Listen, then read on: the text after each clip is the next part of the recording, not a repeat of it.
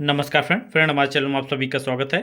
Friend, जैसा कि आप जानते हैं कि आप लोगों के लिए आईटीआई से रिलेटेड भर्ती आ चुकी है और ये भर्ती फ्रेंड बहुत ही अच्छी मात्रा में आई है। देखा जाए फ्रेंड तो यहाँ पे आईटीआई के जो भी बच्चे हैं उनके लिए काफ़ी यहाँ पे पोस्टें दी गई हैं और काफ़ी ट्रेड को यहाँ पे एलिजिबल किया गया है।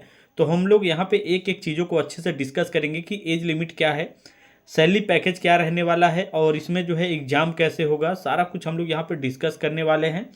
आप लोग वीडियो को लास्ट तक बने रहेंगे तभी सारी जानकारी आपको मिल पाएगी और आपको फॉर्म कैसे फिलअप करना है ये सारा कुछ अपडेट आपको इस वीडियो में मिलने वाला है। और आप सभी से मैं बताना चाहूँगा फ्रेंड, अगर आप लोग जो है तैयारी करना चाहते हैं तो ऐप का लिंक के नीचे दिया गया है, वहाँ से जाइए और आप वहाँ से तैयारी कर सकते हैं। फिटर, इलेक्ट्रीशियन जो भी बच्चे हैं वो सारे जाके वहाँ से ज्वाइन कर सकते हैं। तो देखिए, मैं यहाँ पे बताना चाहूँगा ये जो भर्ती आई है ये steel authority of India limited, Rourkela steel plant Orissa की तरफ से निकाली गई है। ये आप लोगों को ध्यान देना है। और ये जो भर्ती है फ्रेंड बहुत ही अच्छी भर्ती है, ये आप कह सकते हैं। तो देखिए यहाँ पे अगर देखा जाए तो इसका जो एडवर्टाइज नंबर दिया गया है या फिर जो है आप कह सकते हैं वो 15/11/2023 से स्टार्ट किया गया है। तो यहाँ पे जो है अगर हम बात करें जो आईटीआई के बच्चे हैं उनके लिए, तो यहाँ पे सीटों की संख्या अगर देखा जाए तो 80 पोस्ट दी गई हैं। और ये हम लोग के लिए जो है एसीटी कह सकते हैं या अटेंडेंट कम टेक्नीशियन कह सकते हैं। ये जो आईटीआई के बच्चे होते हैं ये उनके लिए है। और यहाँ पे अगर हम सीटों की बात की जाए तो सीट यहाँ पे देखिए इलेक्ट्रीशियन के लिए 25 सीटें दी गई हैं। एससी में 4 सीटें हैं, एसटी में 6, ओबीसी में 3, ईडब्ल्यूएस में 2 और यूआर जो जनरल के हैं उनके लिए 10, ओएच का 2 और एचएच का 1। ठीक है, ये आपको ध्यान देना है। 25 सीटें काफ़ी अच्छी पोस्टें हैं। उसके बाद देखिए यहाँ पे जो फिटर के बच्चे हैं इनके लिए तो और ही गोल्डन चांस है। यहाँ पे जो 28 सीटें मतलब 28 सीटें फिटर के लिए दी गई हैं। एससी की 4 हैं, एसटी की 6, ओबीसी की 4 और ईडब्ल्यूएस की 3। तो देखिए हो सकता है यहाँ पे कुछ बच्चे सोचे कि सर एससी की 4 है, ओबीसी की 6 क्यों दी गई है। तो आप लोग को ध्यान देना है उड़ीसा में सबसे ज़्यादा ओबीसी की एसटी जो होते हैं शेड्यूल्ड ट्राइब होते हैं वो वहाँ पे पाए जाते हैं, या फिर मध्य प्रदेश में देखा जाए तो ज़्यादा संख्या में पाए जाते हैं, इसलिए एससी से ज़्यादा यहाँ पे एसटी की सीटें बढ़ाई गई हैं। ओबीसी की देखिए 4 दी गई हैं। उसके बाद फिर यहाँ पे देखा जाए तो 3 सीटें जो है ईडब्ल्यूएस की, 11 यूआर की दी गई हैं, 1 सीटें ओएच की और 1 सीटें एचएच की दी गई हैं और वीएच की 1 सीटें दी गई हैं। इलेक्ट्रॉनिक्स के देखिए यहाँ पे इनको भी मौका मिला है, 10 सीटें यहाँ पे दी गई हैं, 2 SC, 2 ST, 1 OBC, 1 EWS, 4 UR के लिए दिया गया है, एचएच के लिए 1 और एयू या फिर एमडी जो है 1 सीटें इनके लिए भी दी गई हैं। उसके बाद मशीनिस्ट के लिए यहाँ पे 10 सीटें दी गई हैं। देखिए मशीनिस्ट को भी यहाँ पे 10 सीटें मिली हैं और 2 सीटें एससी, 2 एसटी, 1 ओबीसी और ईडब्ल्यूएस की 1, 4 यहाँ पे जनरल के लिए दी गई हैं और 1 ओएच की और वीएच की 1 सीटें दी गई। उसके बाद यहाँ पे डीजल मैकेनिक के लिए देखिए डीजल मैकेनिक यहाँ पे 4 सीटें दी गई हैं और 1 सीटें यहाँ पे एसटी की हैं, 1 एसटी और 1 ईडब्ल्यूएस की ओबीसी के हैं और 2 जो है यूआर जनरल की दी गई। ठीक है, यहाँ पे एससी की कोई भी सीटें नहीं हैं डीजल मैकेनिक में, आपको ध्यान देना है। कोपा के लिए यहाँ पे 3 सीटें दी गई हैं, ये आप लोग यहाँ पे देख सकते हैं। ठीक है, उसके बाद यहाँ पे जो चीज़ें हैं वो सारा कुछ इन्होंने यहाँ पे बताया हुआ है।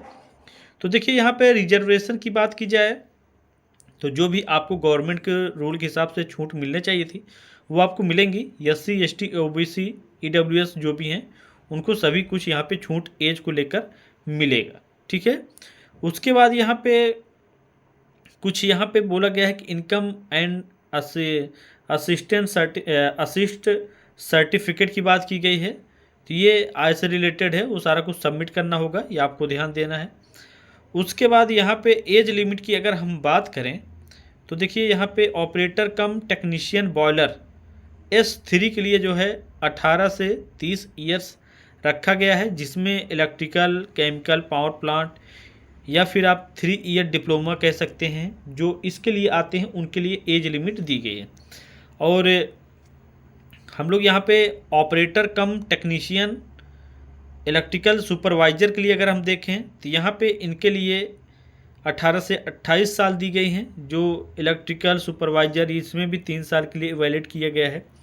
लेकिन जो ITI के बच्चे हैं उनके लिए भी यहाँ पे अगर एज लिमिट को देखा जाए तो 18 साल से लेकर 28 साल तक एज होनी चाहिए। उसके बाद high school full time in trade की बात की जाए तो electrician, fitter, electronics machinist, diesel mechanic, COPA, computer operator, programming assistant जिसे कोपा बोलते हैं।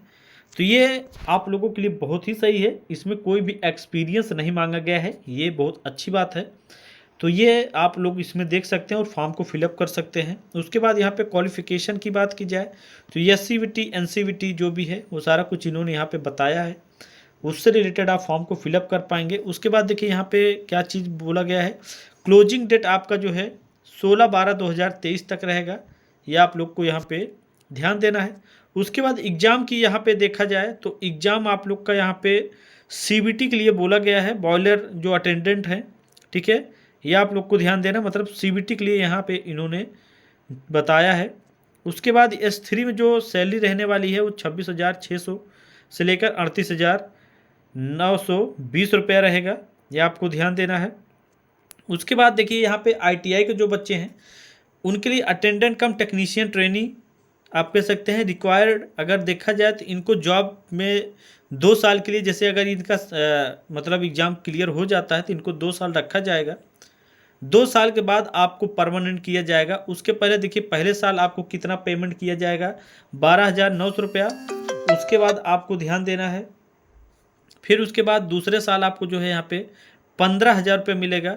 उसके बाद आप जब मतलब आपका जो है क्लियर हो जाएगा 2 साल तो S1 में आपको जो है रखा जाएगा। उसके बाद सैलरी आपकी जो है 25,070 रुपये मिलेगा, 3% इंक्रीमेंट जो भी रहेगा। उसके बाद लास्ट जो आपका जाएगा वो 35,070 रुपये तक आपका यहाँ पे जाने वाला है, ठीक है। तो ये आप लोग को ध्यान देना है। उसके बाद यहाँ पे जो है CTC minimum scale respective regular grade, ये सारी चीज़ें यहाँ पे इन्होंने बताया है। 10 लाख 9 लाख ये जो भी है S1 के लिए जो है ये आपको सारा कुछ इन्होंने अलाउंस कैटेगरी सारा कुछ बताया, इसे आप देख सकते हैं, ठीक है।